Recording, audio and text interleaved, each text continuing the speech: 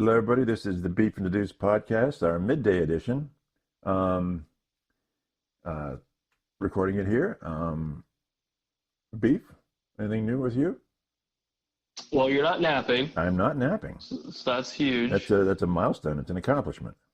Yeah, I'm not running around the entire city of Columbus doing anything, so this is nice. This is nice. Yeah, sun's out. And it's finally a beautiful day in Columbus. Yeah, It's out 35-mile-an-hour winds, and we got football today. yeah, we do. Good football. Let's get into some Ohio State here. Of course, they're playing Purdue. I just want everyone to know, just in case anyone was doubting the Ohio State University, if Big Noon Saturday comes to your campus when you're playing Purdue, you're the Ohio State University, and you're not. You're doing okay. You're doing just fine. fine. Big Noon has said, let's follow the money. Okay, let's go there. I love it. I mean, I love it. you could have had a MAC game and it'd been a little more interesting than Purdue. Anyway, so here's our predictions, score predictions from the four horsemen of no knowledge at all here. Robert, hoping to come back off his big win a couple weeks ago. He is at 49-3 Buckeyes. The Deucer, moi, I'm going 55-0, still hunting for the shutout. Beef, Hoping and praying. hoping and praying, that's what I do because I'm always wrong. Beef is 49-7. We are seeing a pattern here. 49-7. Yes. And Bob in Florida, our big friend Bob, is at 45-7. So high scoring and low scoring for Purdue. Any thoughts on those? They're all about the same, really. Yeah, I think a lot of us are assuming that this game's going to be done in the first half, which it should. Yep. Especially with this Purdue team just being the struggle bus that they have been all year. Mm-hmm. You're looking at might as well just throw the record out there, a 1-7 Purdue. Yeah. Which I feel like they haven't really been that bad in a while. Like they've been bad, but nothing like this. Yeah, probably since Nam. Yeah. Something like that. But yeah, they don't have a ton going for them. The offense is just very flat. And they're also going against obviously the juggernaut, one of the juggernauts in the Big Ten. Yep. In the shoe. Yep.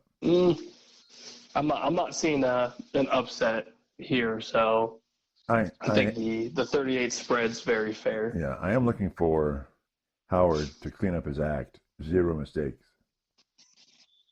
No turnovers. Yeah. Yep, no turnovers. I want to see some good running game, some power football. Balance. And then at the same time, let's see some more deep balls. Let's see if anybody else can get involved with that. Yeah. Because that's been huge, especially when the running game gets going and they start creeping up for the safeties. Mm-hmm. That deep ball's always there, and Will Howard's missed a couple of those throughout the last couple weeks, and I mean, you go back to the Penn State game, you hit a couple of those, that game is broken open. Yeah. For a top 5 matchup, we could have won by, 14 plus at the easiest, but you would be looking at 21 plus. Yeah. Yeah. That would be nice to see. Yeah. But yeah, at the same time, like if we can just run the ball down their throat, I'm okay with that too. Yeah. Yep. Anything else you're looking at for the game? You kind of summed it up there. Anything specific? Defense, I'd like to see some more quarterback pressure. Yeah. That would be nice. Kind of limit the penalties on the secondary, especially with Igmanosin and kind of him being as physical as he is, which is great most of the time. Mm-hmm. Now, obviously, Purdue's talent on the outside isn't going to match up anywhere close to the Burks of the world, to the Igmanosins of the world. And then obviously you have a healthy Ransom in the backfield, Caleb Downs doing what he's been doing all year. Mm-hmm. I would like to see, definitely, if I had to pick anything, just pressure the quarterback, get some sack numbers going,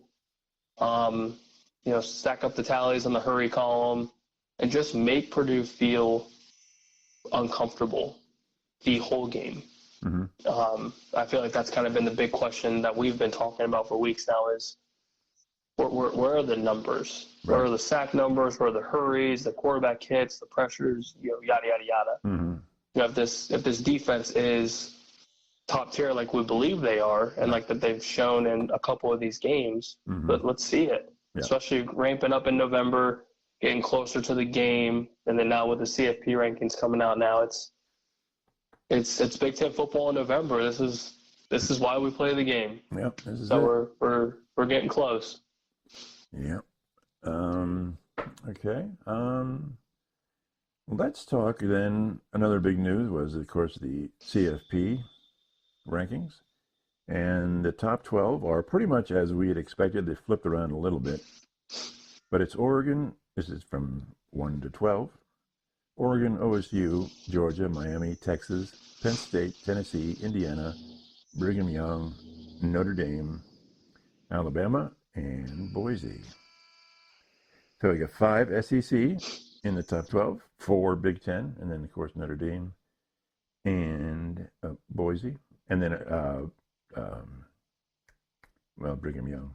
Well, I think it's going to win the Big 12. So that's it. No real surprises for you, is it? No, I think we're pretty much on the right track. Mm-hmm. But the love for Indiana is real, mm-hmm. which has obviously been talked about amongst us and now even the national media, that they might be for real. Now their schedule doesn't help their cause, which we all know. Right. But they're doing their job. They're winning these games. They're putting up a ton of points. Mm-hmm. And we'll see how real they are here in the next couple weeks. Yep. So, mm-hmm.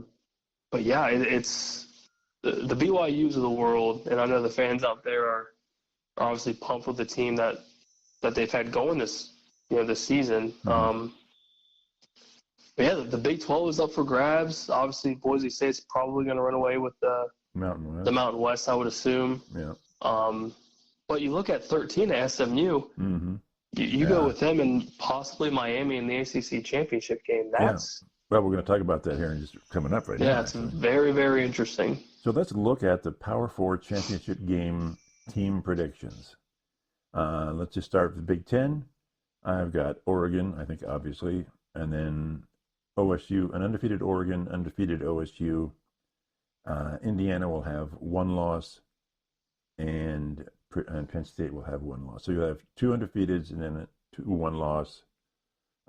If Indiana beats Ohio State, then they're undefeated going into the game. But I think it's going to be Oregon, OSU. Any thoughts on that? Yeah, I think Oregon's probably going to stay undefeated. Obviously, Ohio State has that loss with Oregon. Mm-hmm. But outside of that, yeah, I mean, OSU's biggest test will be November 23rd. And then, obviously, the game that I would assume we're not going to have any trouble with because Michigan doesn't really have an offense right now. Right. So, Yep. Yep. I think we're all on the same page there. Yep. Indiana's got the tougher game schedule. So I think it's going to be. I think they'll still squeak into the CFP, but for the Big Ten title, probably. Yeah. I think you're going to have Indiana and Penn State at 1 loss getting into the CFP. Yep. ACC, this is kind of interesting. We're getting more interesting as we move along. ACC, I think it's going to be Miami. Mm-hmm. I think it's going to be SMU getting into the championship. That's right. Game. Clemson is 1 game back.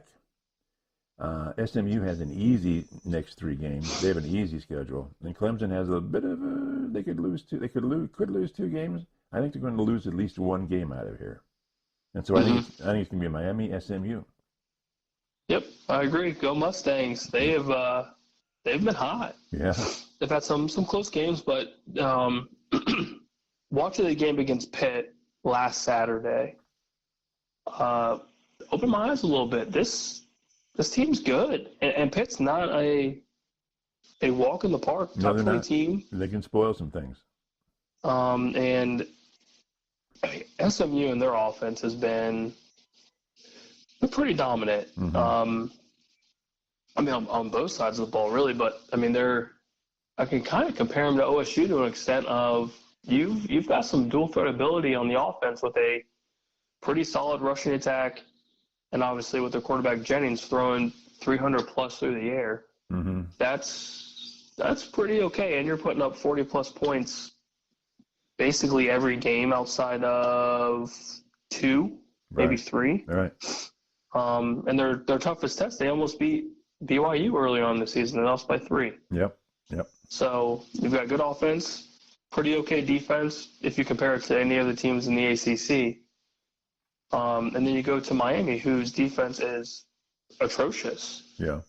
Like, actually just really, really bad. And they're just fortunate to have Cam Ward, who's arguably one of the top 2 or 3 favorites for the Heisman. Yeah. Just slinging. Yeah. But yeah, I mean, you go to that ACC game, it gets spicy real quick. Yeah. Now, on the Pittsburgh technically has a shot at this, but I think due to who they've lost to and the way the schedule works out, I really don't see Pittsburgh getting in. I think it's going to be either SMU or Clemson, and I think it's going to be SMU. Yep, I think so too. I don't see SMU losing another game probably for the rest of the season. Their schedule is way easy. So now the SEC. This is a murky mess. I was going to say this is probably the murkiest of the murky. Yeah. Okay. I'll explain this. I'm going to say Georgia is in, but that's not for sure. But I'm just going to put Georgia in there, and then we have Texas, A&M, Tennessee, Texas A&M, Tennessee, and LSU. All can get into the game. It's a huge mess. I think when you look at the schedules, I think Texas has an easier schedule than all of them, and I think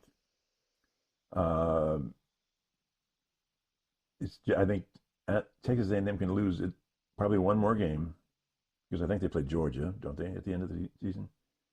Their last big game of the season is home with Texas. Oh, Texas, right. Okay, yeah. Well, I had them losing to Texas. And then Tennessee could easily lose 2 games, I think. They've got a tough schedule.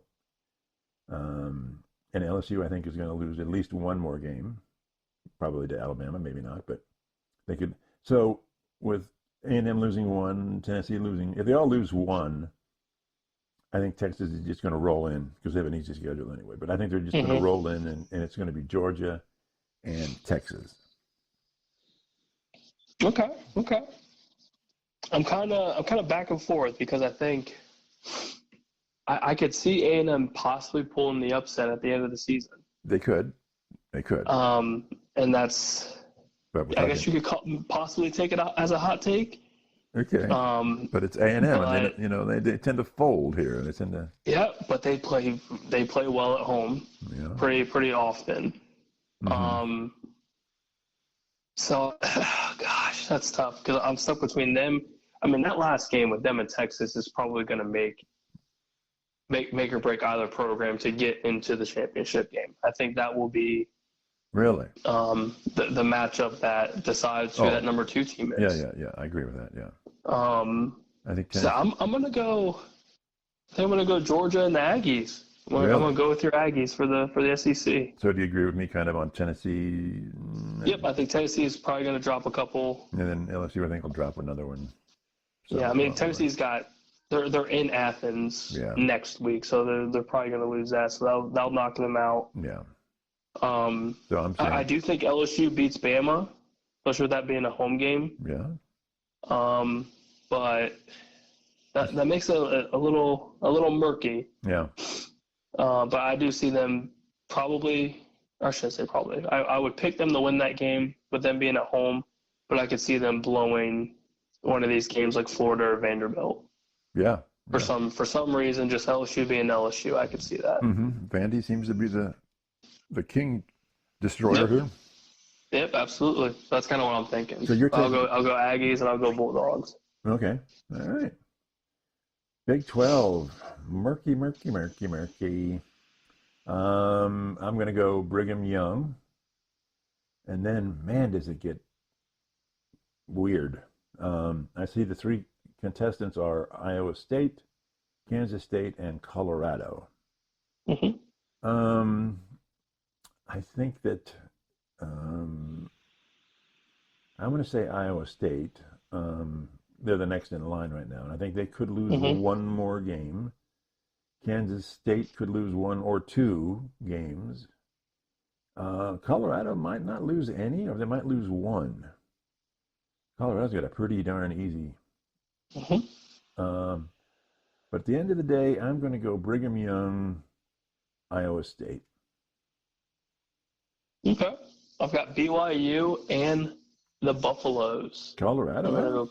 I'm gonna go Colorado, and another hot take: Colorado wins the Big 12.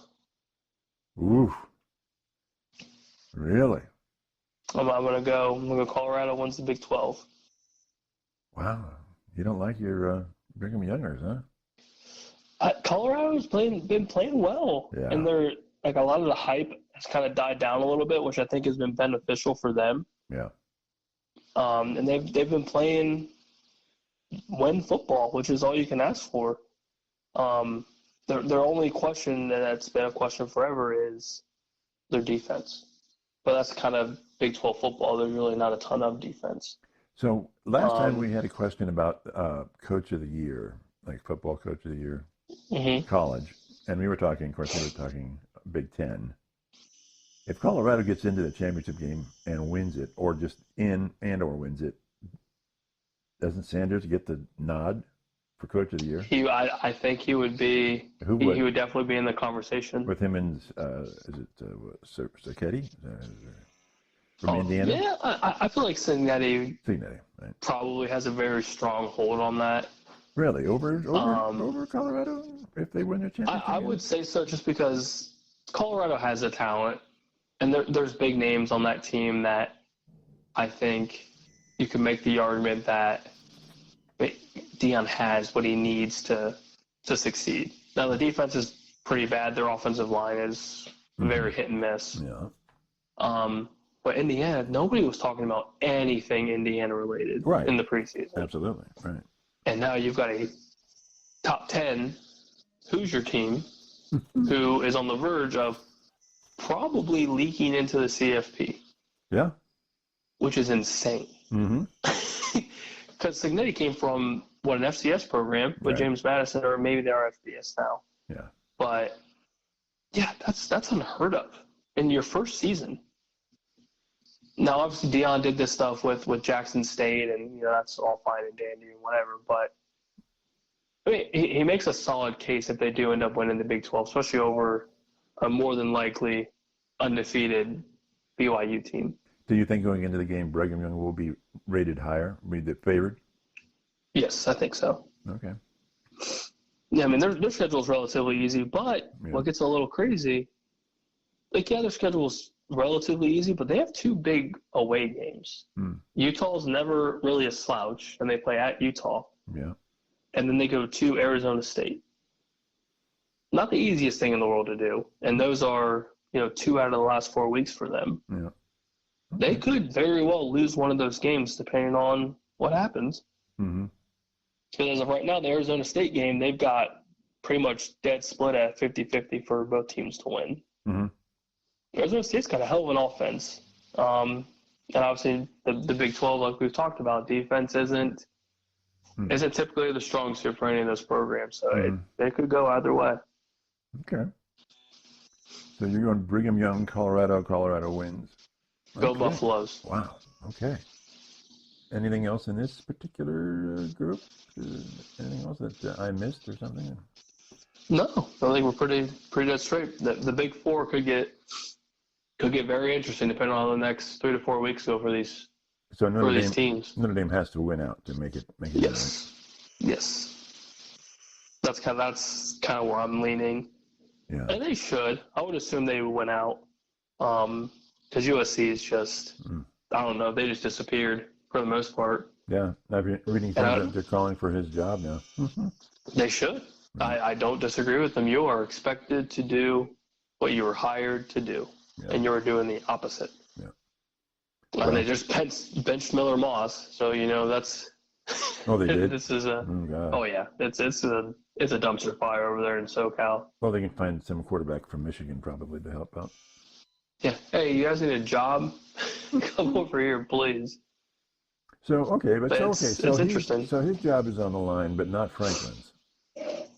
And Franklin's doing it what he has done for the last 11, 12 seasons, right? Mm-hmm. Which is lose to the big game. Yep. But he's okay. I think it's almost like the Ryan Day effect. Like your record is so good Mm-hmm. outside of the big games. Who else do you get? Mm-hmm. Now, if at some point you have a Cignetti 2.0 that arises from some small program, Mm-hmm.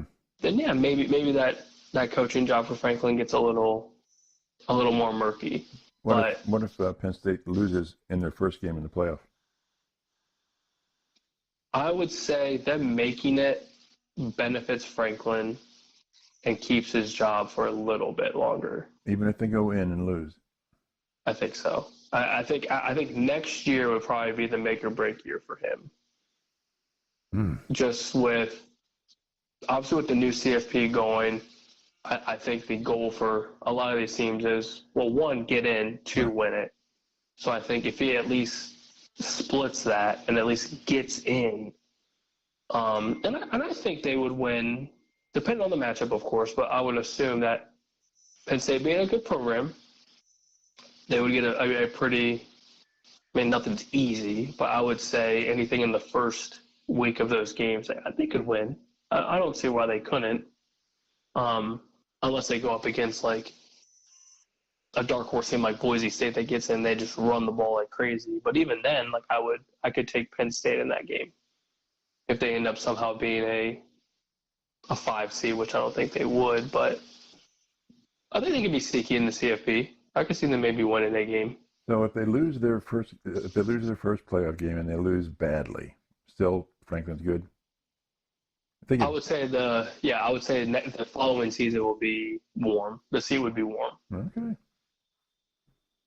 I bet they love you at Happy Valley. I'm sure they would. Okay. But it's just tough because everything being so new. Right. That you would. No, I could sound crazy, but you would fire a coach that just got doing the CFP for the first time. Granted, you lost, and I see that argument, but it just sounds weird. Right. Like, oh, thanks for taking us to the CFP. You're done. Yeah, and the thing is, who are you going to get that's better? Yep. Or at least, yeah, especially not right now. There's, who's out there that's being talked about as taking over a top 10 program and a top 4 team in the Big Ten. Mm-hmm. They can afford anything they want. Mm-hmm. Exactly. And you're saying actually it could be Cignetti though, right? What if I'm Cignetti and somebody like Penn State reached out to me and said, "Hey, come over here."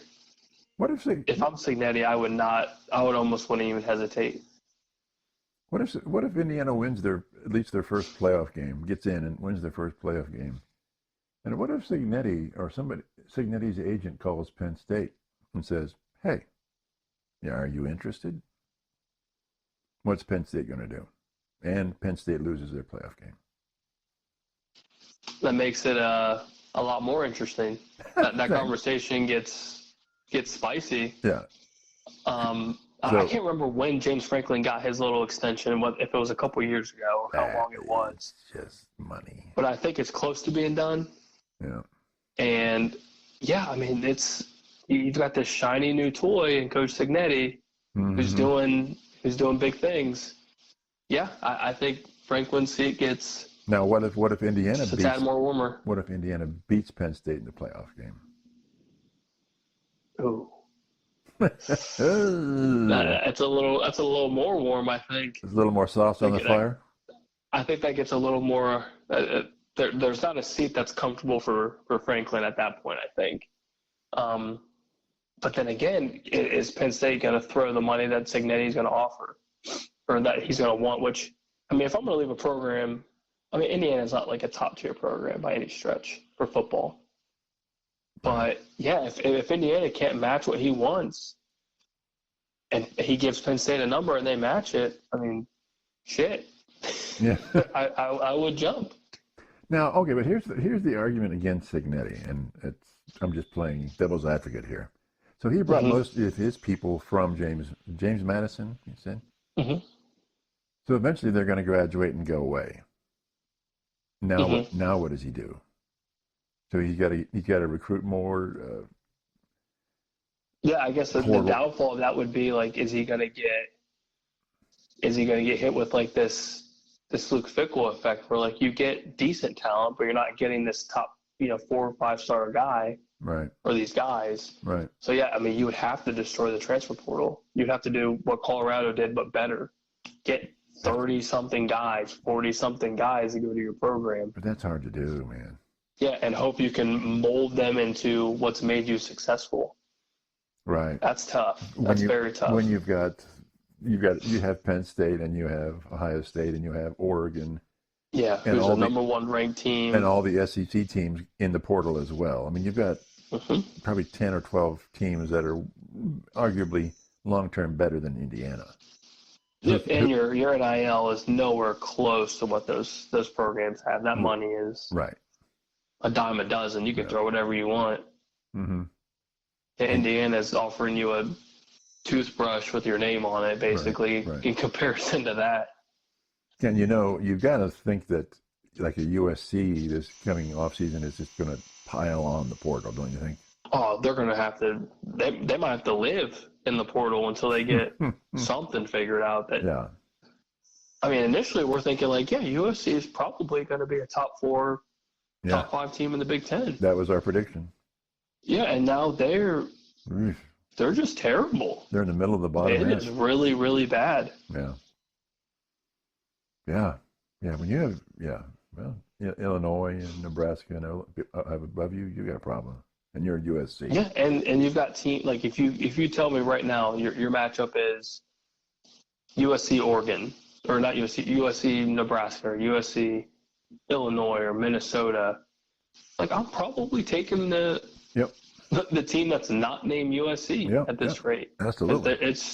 They can't stop anything. Mm-hmm. It's pretty embarrassing. If you're Lincoln Riley and you're getting paid this mad amount of money and you're performing like a below average coach, you're about to get booted very, very fast. USC is not used to this bad seasons. Yeah, not this bad. We'll have to talk about the Big Ten then at the season ends, is who's in and who is not in, because that'll be fascinating. Yeah, absolutely. Okay, let's move on to the professional game then. A couple of games that are interesting. Of course, the Browns have the weekend off, which is great. They won't lose. They could. Well, they could find a way. I mean, I guess technically they already did. They're just out here selling the team. Yeah. So the games that are interesting to me, from just looking at them, Ravens, Bengals. Bengals have got to turn this around. What are your thoughts on Ravens, Bengals? They're at Baltimore. Yep.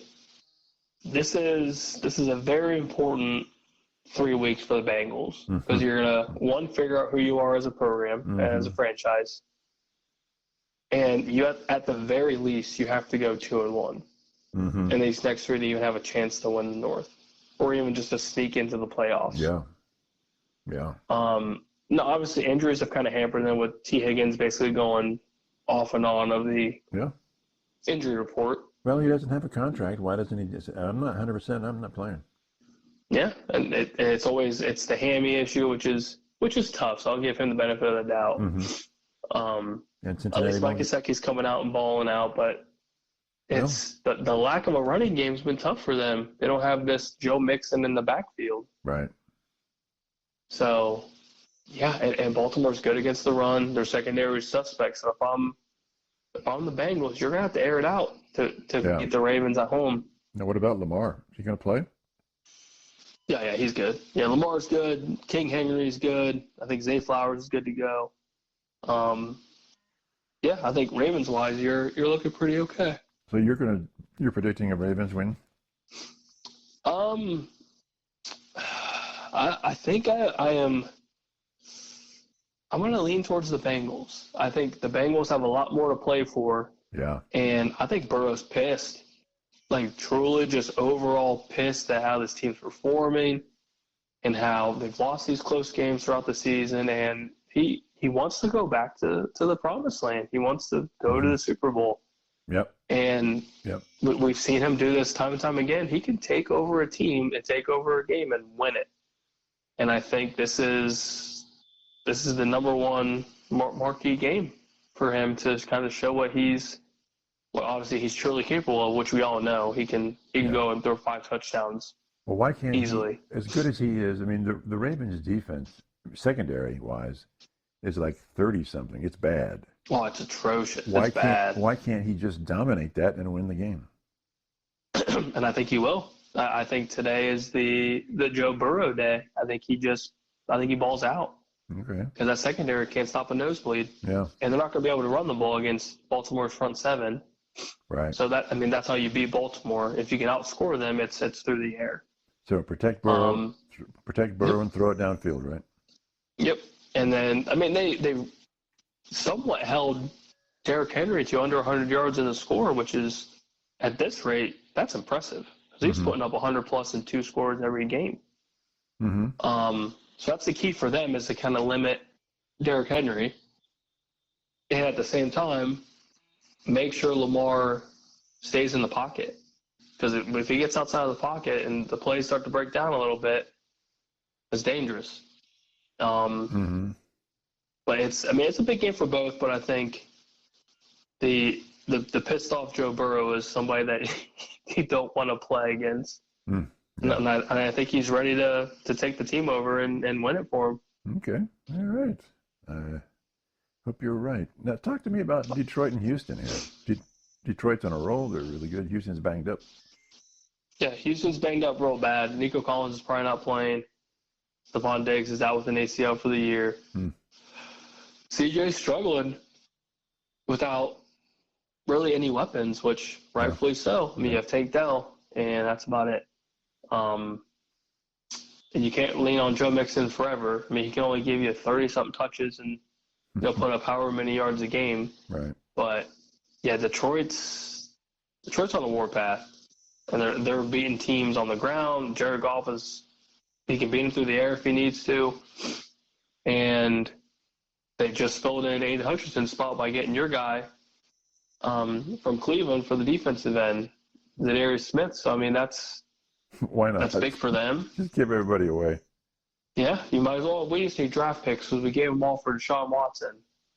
Oh, man. Idiots. You had to go there, didn't you? Just had Idiots. And you know it. All right. Well, of course I know it. Yeah. Okay. So, people are saying in the press and media, Detroit's the best team in professional football. Okay. I get it.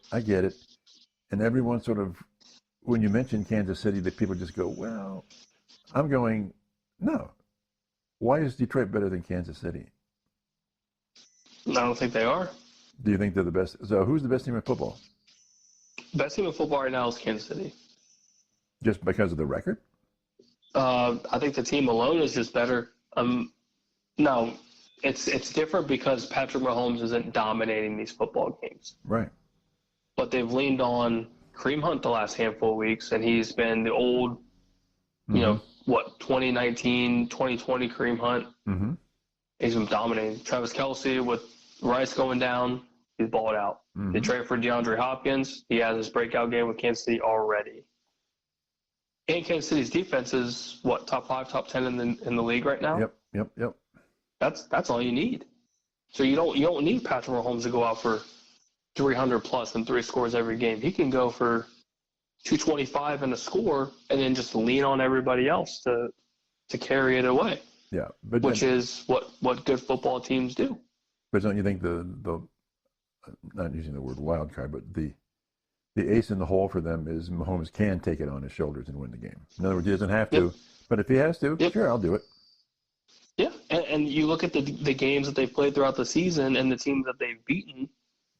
They beat Baltimore week 1 of the season, who's arguably one of the top teams in the league. Cincinnati, the record doesn't show it, but that was a good Cincinnati team, and they barely won. Yep. But they're still winning these close games. They're winning the game, yeah. Falcons are relatively good. They beat them. Yeah. San Fran wiped the floor with them. Yeah. And then this last week with Tampa Bay, I mean, even with Mike Evans out, Chris Godwin out, Tampa Bay is a good team. Yeah, they are. And they're beating Tampa Bay. Yeah. So I mean, they're beating teams that they should be, but they're beating good teams that you look at these matchups and you go, yeah, Kansas City could lose that game, but they're not. Right. They just continue to win somehow, some way. Right. Yeah. Yeah. People seem to always, why do people, is it because Mahomes isn't putting up the flashy numbers right now? Because they were discounting them last year. The record was. And it's a lot of the people that don't watch the games for the most part and just assume that his stat line's mediocre, that they just suck. But you watch these games and you see how much you're leaning on Kareem Hunt. Like, this is one of the better running games that they've had probably since they had Kareem Hunt the first go around. Mm-hmm. I mean, it's just old school Chiefs football. Just run the ball down your throat, short passes, intermediate passes, and now you have DeAndre Hopkins, who could take the top off the defense, which is insane that they allowed this trade to even happen. That's like when Baltimore got Derrick Henry. You're sitting there looking around like, this is messed up. Yeah. This should not be allowed. And that's similar to this Hopkins deal. We know how good DeAndre Hopkins can be. He just hasn't had a quarterback to throw the ball for years. Right. Now he has one of the best quarterbacks to play the game, slinging it to him. Now that's just going to break open the Kansas City offense more so than we want to see, and they're on the verge of possibly winning a third straight Super Bowl. Yeah, that's never been done. So another game that's interesting. I don't really have a preference, but it's Steelers-Commanders. That's going to be a fireworks game, don't you think? I think so, and I think it's going to show the Commanders' offense like how good they really are, because Pittsburgh's defense is pretty good. Yeah. Especially their rushing defense. It's hard to rush the ball against Pittsburgh, and it's not the easiest to throw against them. But with it being at home for Washington, Jaden Daniels seems a little bit more healthy after the rib injury. And him and Scary Terry are just they're just balling out the last handful of weeks. But then you look at Pittsburgh, and they're finally running the ball like the Pittsburgh Steelers used to. Yeah. They're leaning on Najee Harris. They're getting Pickens involved with Russ under center. And I think their offense is looking better with Wilson under center right now, which is crazy to think. But yeah, it helps when you have TJ Watt on the defensive end that can just take apart your entire offensive line. Yeah. It's interesting. It's an interesting game. But I think you've been talking in the past that Russell Wilson is having a honeymoon period with the Steelers right now, and he's going to revert back. Are you still holding to that? Yeah, because I think the games that he's played, the Jets aren't a very good team. The Giants suck. And now you're going into the stretch where you have Washington, Baltimore, Cleveland, Cincinnati, Cleveland, Philly, Baltimore, Kansas City, Cincinnati. I think that's where we talked about the schedule early on when we did our conference or division records. This is the stretch where Pittsburgh, I think, falls, and it starts this week. Okay. So I think you're going to see the true Russell Wilson that I assume was going to be just mediocre. But who knows? I mean, maybe I'm typically wrong. So I will say I'll probably be wrong about this. If he lays an egg the next 3 games, does he get replaced by Fields? I think it would have to be massive. Like, I think he would really have to shit the bed against Washington this week. There's no shot in hell anyone's going to give them Baltimore's game. But I think if he struggles with Cleveland, especially how bad Cleveland's been this season, I think that opens the eyes of Tomlin just to be like, well, we need to do something before we have no playoff hopes. Right. That's what I would think. But at the same time, it's hard because I feel like Justin gives them this dual threat rushing ability that helps Najee Harris, but then you have Russ who can sit in the pocket, scramble if he needs to. Looks like he has a better deep ball accuracy than Justin. and the rushing attack's better with him under center. So it's tough to see.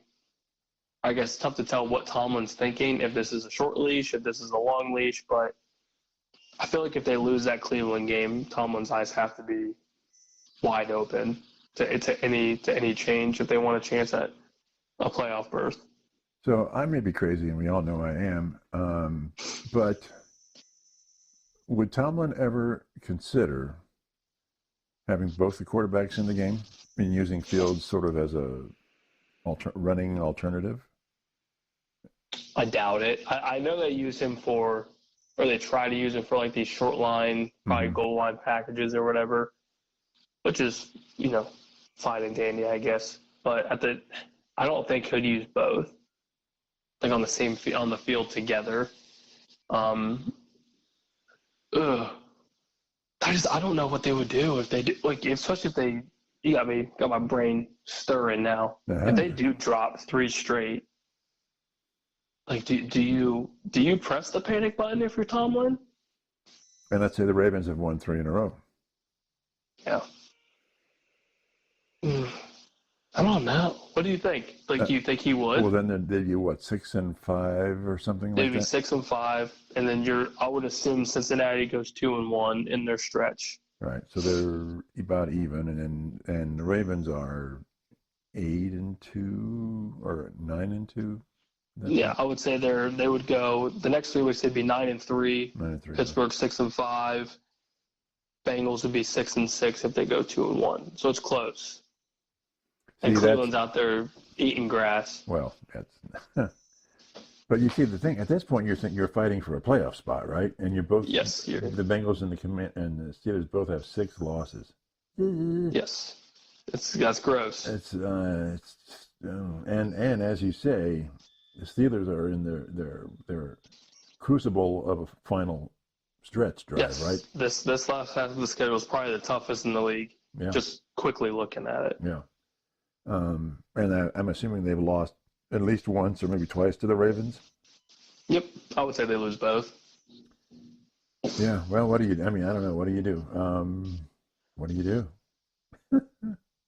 I feel like at that point you have nothing to lose to either stick with them or switch it up a little bit. It's tough to say. Like my guess is that they're going to stick with Russ.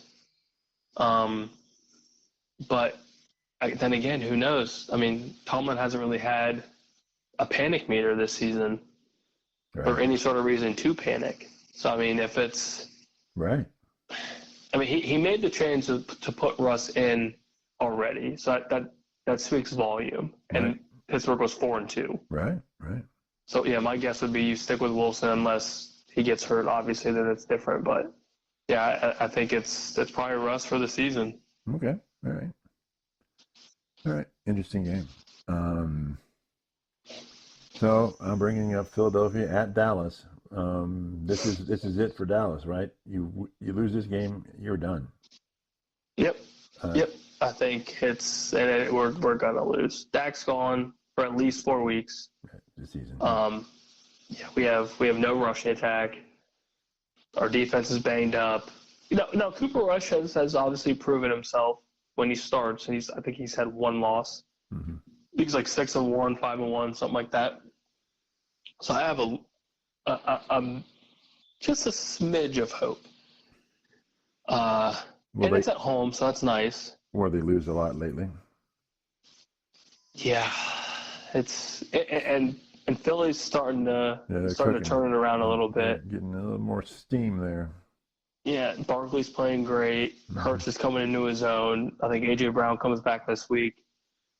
Dallas Goedert's back this week. Jeez. And I have a banged-up CeeDee Lamb. That's all I got. So do they go outside trying to get a quarterback? We were talking off beforehand and about the trade, but that's obviously closed down. I forgot about that. Would they go and try and find a Joe Flacco type or just stick with who they've got? I feel like at this rate, with the East being just way out of hand and out of arm's reach for them, I think you bite the bullet, deal with the just gross season that is this season. And I don't know how much they believe in Trey Lance. I don't know how much they believe in Cooper Rush. But we all know how great Jerry Jones is at drafting. We got to see it last year. Mm-hmm. You've got to look at something. You have to have some sort of younger talent that hasn't been traded around everywhere like Trey Lance. And you got to see him in the preseason, and it wasn't great. It was just turnover football. Mm-hmm. Cooper Rush isn't flashy, but at least he gives you 200 and a score. So at least you have him for a little bit, and that's fine. Yeah. But at some point, you need younger talent. Mm-hmm. You need to develop somebody, or at least have that player there in the event of stuff like this. Dak goes down, and you basically only trust Cooper Rush. That's it. And at some point, I don't know if they're ever going to truly believe if Dak's not the one, since he just got insanely paid. Mm-hmm. But if you're not going to go quarterback, you need to develop this offense and this defense. Like you didn't really draft anybody. You Right. focused on the O-line, and Tyler Guyton's just a penalty machine. Mm-hmm. And you didn't invest in anything rushing related. Right. And we have seen that come to fruition with the worst rushing offense in the league. Wow. That's saying something, because the Browns suck. Yeah. I mean, we're neck and neck with the Browns in rushing. So it's bad. And anybody that knows Dallas football, most of the offense for the last 30 years, it's rushing first. It has always been a heavy rushing attack, and then the passing attack comes later, depending on, obviously, the matchup. But, Yeah. I mean, in my recent history, you go back to Julius Jones, Marion Barber, DeMarco Murray, Emmitt Smith, Zeke, prime Zeke. Mm-hmm. Like, those were phenomenal, if not just very good running backs. Yeah. Yeah. And Very now, good. and now we don't have anything. Yeah. You don't even have We don't have anything. I don't think you have do you even have an average running back? I mean, if you consider 30-something-year-old Zeke average, I mean, Rico's average. Okay. Our offensive line is also just crap. We just can't do anything right. Everything's just a dumpster fire. Yeah. Yeah. So I think if, as much as Jerry Jones hates to admit losing, like you take this fat L on the chin and realize, yeah, I screwed up. I need to do something in this draft, And this upcoming draft. You maintain that this coach stays to the end of the year. Yeah, I mean, what else do you do? I mean, I guess if you argue that point, if you have nothing to lose, then yeah, just fire him. Who cares? You throw whoever you want. Mike Zimmer could be your interim coach, and nobody would really bat an eye because this team sucks. Mm-hmm. But I think it would also could be beneficial in the sense that, like, we're listening to the fan base. Jerry's understanding that, like, this is a lost cause, and Mike McCarthy's going to take the brunt end of it, I guess, because Jerry Jones is going to take it. He's not going to own up to his faults. So, yeah, I mean, McCarthy's probably the fall guy. But with all the personnel problems, is this really McCarthy's problem? I think it's a Jerry Jones problem. Okay. I think it's a Jerry Jones problem, and then it's McCarthy. Because at the end of the day, if you're Mike McCarthy, you can only do what you have given to you, Mm-hmm. which is the teams that or the players that Jerry Jones and his staff draft. Mm-hmm. You didn't draft shit. Right. So he's stuck with, year 2, year 3 talent in Jalen Tolbert, who's shown decent progress. But you have an old Brandon Cooks who's been on IR for the last 4 weeks. CeeDee Lamb's your number one. He's getting double-teamed all day. Yeah. Yeah. And then you have Jake Ferguson, who's an emerging tight end, and that's great. But you don't have anybody else. So they're just going to double CD, and then you have to hope your receiver 2, receiver 3, and your very, very average rushing attack is going to help you win games. And that's not how you win in the NFL. No, with that defense. No, especially with your defense being banged up and then the secondary has been banged up. It's just, you can't do anything with that. And that you can't blame that on McCarthy. Right. That's piss poor draft analysis, and that's just piss poor planning, thinking that you had something when you really don't. Mm-hmm. Yeah. Okay. I think that's about all I've got. Anything else you want to talk about? Let's just hope for your shutout for the Buckeyes, so you can finally be right on something. And I'll shut up.